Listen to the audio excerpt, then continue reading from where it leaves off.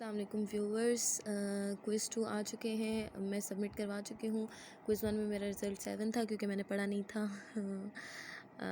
क्योंकि मुझे याद ही नहीं था कि क्विज़ है, लेकिन अब मैंने सारा पढ़ के दिया है quiz. Let me show you, मैंने पूरी प्रिपरेशन की है। उसके बाद मेरी राइटिंग को ना देखिएगा प्लीज़, प्रिपरेशन करते हुए ऐसी ही होती है। तो मैं आपको बताती चलूँ कि पहला क्वेश्चन है world association of newspaper held in 1605 से रिलेटेड। इसका अभी मुझे याद नहीं है कि मेन उन्होंने पूछा क्या था, लेकिन बाकी मैंने नोट डाउन कर लिए थे। न्यूज़पेपर अच्छा, सबसे पहले तो ये कहती चलूँ कि please subscribe my channel and like the video. Please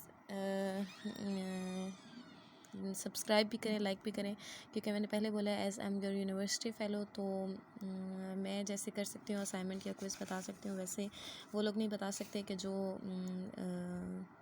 आपका ये सब्जेक्ट पढ़ नहीं रहे। अच्छा, second question is newspaper data had particular.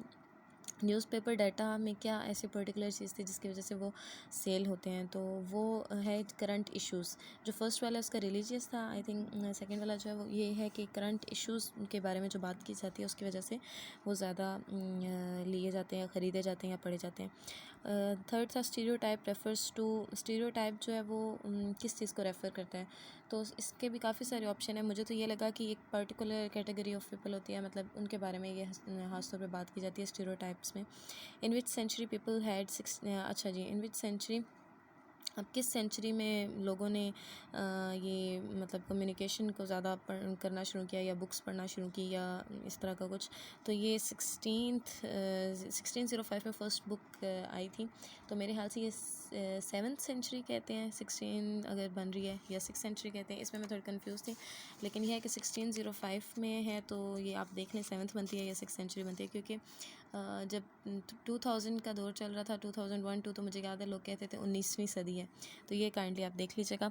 अच्छा, earlier method of communication, communication का अर्लियर मेथड, जो सबसे पहला मेथड था कम्युनिकेशन का, वो क्या था, तो ये आप अगर बुक में भी देखें तो वहाँ पे भी होगा कि चाइनीज़ जो थे वो धुआं करके, उन्होंने मतलब कि धुआं करके ना, जला के कोई चीज़ या धुआं करके वो, या ड्रम बीट करके वो बुलाते थे सबको कम्युनिकेट करने के लिए, तो ये सबसे अर्लियर मेथड था।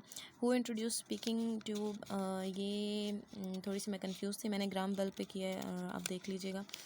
अच्छा जी, 7 to 13 सेंचुरी है जो है वो कौन सी एज थी, मैंने जहाँ तक पढ़ा तो वो रिलीजियस, क्योंकि first of all religious books आती थी, और उसके बाद आहिस्ता आहिस्ता लोगों को ये शऊर आया कि बुक्स और चीज़ों के बारे में भी बनाई जा सकती हैं, सिर्फ रिलीजन से रिलेटेड नहीं। अच्छा जी, which country get linked by submarine.